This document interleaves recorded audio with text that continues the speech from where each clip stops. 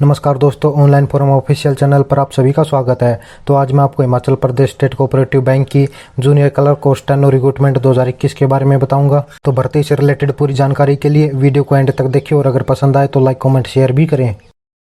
तो दोस्तों, ये ऑफिशियल नोटिफिकेशन है इस भर्ती से रिलेटेड। तो यहाँ पर देखिए, आपको शुरू में लिखा मिल जाएगा the Himachal Pradesh state cooperative bank LTD head office the mall Shimla 171001 और नीचे चलकर आपको डिटेल्ड इंस्ट्रक्शन फॉर रिक्रूटमेंट, यहाँ भर्ती के बारे में सारी जानकारी मिल जाएगी। तो शुरू में आपको बताया गया है कि 149 पोस्ट होगी, यानी कि टोटल 149 पोस्ट है जूनियर क्लर्क और स्टेनो टाइपिस्ट की। यहाँ पर टोटल बैंक में 149 पोस्ट निकली हुई है। और दोस्तों, आगे चलकर आपको बताया गया है कि यह केवल ऑनलाइन ही होगी, यानी कि आप ऑनलाइन ही अप्लाई कर सकते हैं। अदर माध्यम से जो है आपका एप्लीकेशन लेटर नहीं माना जाएगा। अब इसके बाद थोड़ा आगे चलकर देखिए, यहाँ पर आपको ओपनिंग डेट दी गई है, यानी कि जो फॉर्म की सबमिशन की जो फर्स्ट डेट होगी, स्टार्टिंग डेट वो होगी 5 जून 2021, यानी कि आप 5 जून 2021 से लेकर लास्ट डेट है 7 जुलाई 2021 है, यानी कि इस डेट के बीच में आप इस फॉर्म के लिए अप्लाई कर सकते हैं। और अगर फीस की बात करते हैं तो यहाँ पर अगर आप journal OBC, ex serviceman, WFF या फिर फिजिकल हैंडीकैप्ड कैंडिडेट्स हैं तो आपकी फीस 1000 रुपया होगी।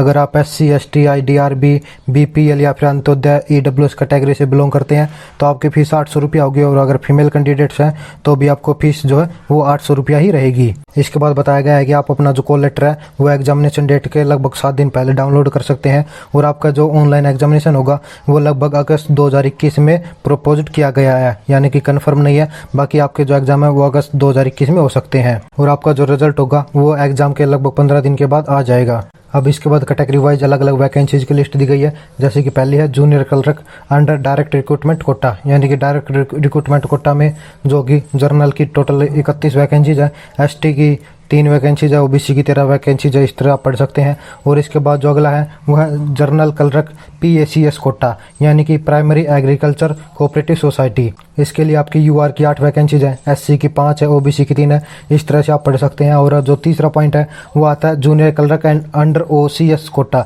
यानी कि अदर कोऑपरेटिव सोसाइटी। इसमें अगर बात करते हैं जनरल की तो टोटल 4 वैकेंसीज है, OBC की 2 वैकेंसीज है। इस तरह से आप सारी जानकारी ले सकते हैं। और अगर बात करते हैं स्टेनो टाइपिस्ट की, यहाँ पर टोटल जनरल की 3 वैकेंसीज निकली हुई है। और अगर टोटल बात करते हैं तो टोटल 149 यहाँ पर पोस्ट निकली हुई है। अब इसके बाद आगे चलकर हमें क्या बताया गया है कि अगर आप हिमाचल से बिलोंग करते हैं तो ये आपको रिजर्व कैटेगरी के अंडर माना जाएगा। लेकिन अगर आप हिमाचल से अदर स्टेट के कैंडिडेट्स हैं तो आपको जनरल कैटेगरी के साथ ही रखा जाएगा, यानी कि आपको कोई रिजर्वेशन नहीं मिलेगा।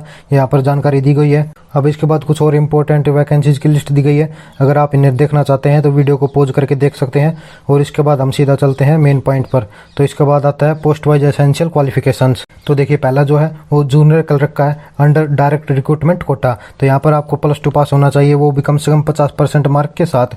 और अगर बात करते हैं जूनियर क्लर्क PACS कोटा में तो आपको जो है 50% मार्क्स के साथ +2 पास होना चाहिए। और साथ में आपको 5 ईयर का सेक्रेटरी का एक्सपीरियंस भी होना चाहिए। और आपकी जो उम्र है वो 45 साल से कम होनी चाहिए। अगर बात करते हैं junior clerk under OCS quota तो इसमें आपको +2 पास होना चाहिए, वो भी 50% मार्क्स के साथ। और आपकी एज जो है वो 45 साल से कम होनी चाहिए। और आपने 7 साल का एक्सपीरियंस होना चाहिए कोऑपरेटिव सोसाइटी में काम करने का। और जो कैंडिडेट है वो डायरेक्टली या फिर इनडायरेक्टली सोसाइटी में डिफॉल्टर घोषित नहीं होना चाहिए। अब इसके बाद अगर बात करते हैं स्टेनो या फिर स्टेनो टाइपिस्ट की डायरेक्ट रिक्रूटमेंट में तो उसे कम से कम 50% मार्क्स के साथ +2 पास होना चाहिए। और आपकी इंग्लिश में स्पीड 80 वर्ड्स पर मिनट होनी चाहिए, जबकि हिंदी में 70 वर्ड्स पर मिनट आपकी स्पीड होनी चाहिए। अब आगे चलकर नोट 1 में बताया गया आपकी जो भी एजुकेशन क्वालिफिकेशन की सर्टिफिकेट है वो किसी भी यूनिवर्सिटी या फिर इंस्टीट्यूशन या फिर गवर्नमेंट ऑफ इंडिया से अप्रूव्ड होनी चाहिए। और आपके जो डॉक्यूमेंट्स है वो बिल्कुल प्रॉपर होने चाहिए। अगर कोई भी गड़बड़ हुई तो आपका जो है फॉर्म रिजेक्ट कर दिया जा सकता है। पॉइंट नंबर 2 में बताया गया आपके +2 में जितने परसेंटेज है वो 2 डेसिमल में होने चाहिए। और अगर आपका जो है CGPA या OGPA में दिया हुआ है तो उसको भी आप परसेंटेज में कन्वर्ट करके लिखेंगे। अब इसके बाद पैटर्न ऑफ ऑनलाइन एग्जामिनेशन दिया हुआ है। तो यहाँ पर जो है आपके 2 एग्जाम होंगे। फेज 1 की अगर बात करते हैं तो आपका एग्जाम सेम ही होगा, जूनियर क्लर्क डायरेक्ट रिक्रूटमेंट या फिर junior clerk PACS OCS quota या फिर स्टेनो टाइपिस्ट के लिए एग्जाम जो है वो बिल्कुल सेम होगा। अगर बात करते हैं कंटेंट की तो आपके एग्जाम में इंग्लिश लैंग्वेज के टोटल 30 क्वेश्चन आएंगे और 30 मार्क्स के होंगे। और यहाँ पर आपको 20 मिनट में लेकिन क्वेश्चन को सोल्व करने की। और अगर बात करते हैं न्यूमेरिकल एबिलिटी यानी कि मैथमेटिक्स और रीजनिंग एबिलिटी की तो यहाँ पर टोटल आपको 35 क्वेश्चन मिलेंगे, जिनके 35 मार्क्स ही होंगे। और आपको यहाँ पर टोटल 20 मिनट ही मिलेंगी, यानी कि फेज 1 में आपसे टोटल 100 क्वेश्चन पूछे पूछे जाएंगे और 100 मार्क्स के होंगे और टोटल आपको 60 मिनट मिलेगी।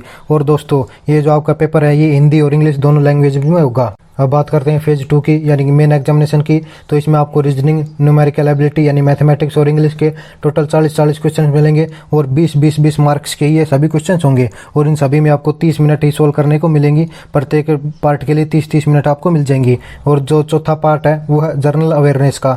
इसमें टोटल आपको 50 क्वेश्चन मिलेंगे जिसमें टोटल 25 मार्क्स होंगे। यहाँ पर भी आपको 30 मिनट मिलेगी। और दोस्तों जो जनरल अवेयरनेस है इसमें 25% क्वेश्चन जो है हिमाचल प्रदेश जनरल नॉलेज के होंगे। यानी कि फेज 2 में आपसे टोटल 170 क्वेश्चन पूछे जाएंगे और टोटल 185 नंबर के होंगे और तो आपको 120 मिनट यानी कि 2 घंटे मिलेंगे इस पूरे पेपर को सोल्व करने के। इसके बाद junior clerk under society quota का जो एग्जाम पैटर्न है वो दिखाया गया है। तो ये जो इसका जो एग्जाम पैटर्न है ये फेज 1 के जैसा होगा, लेकिन यहाँ पर थोड़ा सा फर्क मिलेगा। यानी कि टोटल जो जनरल अवेयरनेस के 50 क्वेश्चन है इसमें 25 question will be from banking including cooperative banking. यानी कि आपको जो 25 क्वेश्चन है वो बैंकिंग फील्ड से होंगे और जो 25 क्वेश्चन है वो जनरल अवेयरनेस और HP जनरल नॉलेज यानी कि हिमाचल प्रदेश जनरल नॉलेज के होंगे।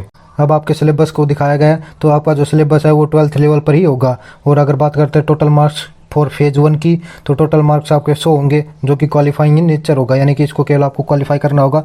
और अगर बात करते हैं फेज 2 की तो फेज 2 में आपको कम से कम 85% मार्क्स लाने होंगे और जो 15% मार्क्स हैं वो आपको इवैल्यूएशन ऑफ डॉक्यूमेंट्स यानी आपके डॉक्यूमेंट्स के आधार पर दिए जाएंगे। इसके बाद आपका important points to be noted दिखाया गया है। तो यहाँ पर आपको सबसे पहले बताया गया कि नेगेटिव मार्किंग होगी, यानी कि 0.25 जो है आपके नेगेटिव मार्किंग होगी। आपके जो दोनों फेज है यानी फेज 1 और फेज 2 ये ऑनलाइन ही होंगे, यानी कि आपका जो एग्जाम है वो ऑनलाइन ही होगा। और इसके बाद पॉइंट नंबर 5 में बताया गया जो कैंडिडेट फेज 2 में 45% मार्क्स लाते हैं उन्हें डॉक्यूमेंट्स के लिए शॉर्टलिस्टेड कर लिया जाएगा। अब इसके बाद यहाँ पर पे स्केल दिया हुआ है, अगर आप पढ़ना चाहते हैं तो इन्हें वीडियो को पॉज करके देख सकते हैं।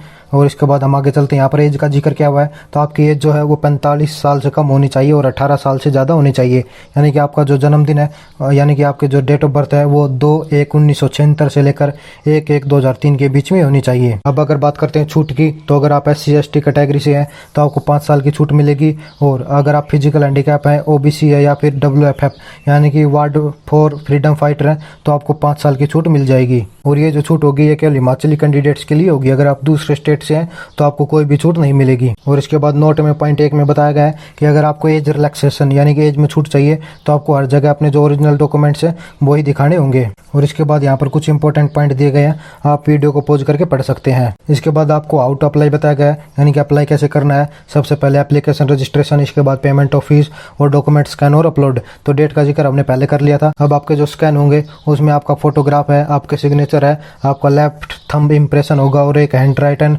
डिक्लेरेशन होगा। यहाँ पर आपको कुछ जानकारी दी गई है जैसे कि आपके जो सिग्नेचर है वो कैपिटल लेटर में नहीं होने चाहिए और इस तरह से आप इन सभी जानकारी को पढ़ सकते हैं। जैसे कि पॉइंट नंबर 7 जो है यहाँ पर आपको बताया गया है कि आपने एक वैलिड मेल आईडी और मोबाइल नंबर डालना है ताकि डिपार्टमेंट जो है आपके साथ कांटेक्ट कर सके। अब इसके बाद आगे चलकर आपको एप्लीकेशन रजिस्ट्रेशन के बारे में जानकारी दी गई है, आप इन्हें पढ़ सकते हैं अगर आप पढ़ना चाहते हैं। इसके बाद आपकी पेमेंट ऑफ फीस दी गई है, यानी कि आपकी जो पेमेंट होगी वो ऑनलाइन मोड से ही होगी और ये पेमेंट आप डेबिट कार्ड से यानी कि रुपए, वीजा, मास्टर इनसे कर सकते हैं या फिर क्रेडिट कार्ड या फिर इंटरनेट बैंकिंग, कैश क्रेडिट या फिर मोबाइल वॉलेट से कर सकते हैं। और फीस कंप्लीट होने के बाद आप उसकी एक ई-रिसिप्ट का प्रिंट आउट ले लें। इसके बाद आपको गाइडलाइंस दी गई है for scanning and upload the documents, आप इन्हें पढ़ सकते हैं। इसके बाद आगे चलकर हम देखिए अपना जो इंपॉर्टेंट पॉइंट है वहाँ पर जाते हैं। यहाँ पर आपको सभी जो डॉक्यूमेंट्स है स्कैन करके अपलोड हो गए उनके बारे में पूरा प्रोसीजर दिया हुआ है। यदि आप फॉर्म खुद भरते हैं तो आप यहाँ पर इन्हें पढ़कर भर सकते हैं। अब इसके बाद डाउनलोड कॉल लेटर दिया हुआ है तो आप विभाग की यानी डिपार्टमेंट की ऑफिशियल वेबसाइट पर जाकर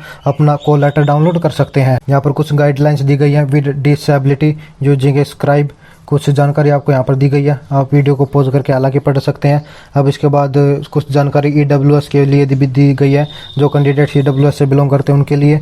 और आगे चलकर आइडेंटिफिकेशन वेरिफिकेशन दिया हुआ है, यानी कि जब आप एग्जामिनेशन हॉल में एंटर होंगे तब आपसे एक ID प्रूफ मांगा जाएगा फोटो वाला, यानी कि आपके पास पैन कार्ड, पासपोर्ट कार्ड या फिर परमानेंट ड्राइविंग लाइसेंस या फिर आधार कार्ड, ये इनमें से कोई एक जो है आपके पास होना चाहिए और साथ में आपका एडमिट कार्ड भी होना चाहिए। अब इसके बाद एग्जामिनेशन सेंटर दिए हुए हैं तो कैंडिडेट्स जो है उनके पास 6 ऑप्शन होंगे, यानी कि 3 हिमाचल प्रदेश के और 3 आप हिमाचल प्रदेश के बाहर के चुन सकते हैं।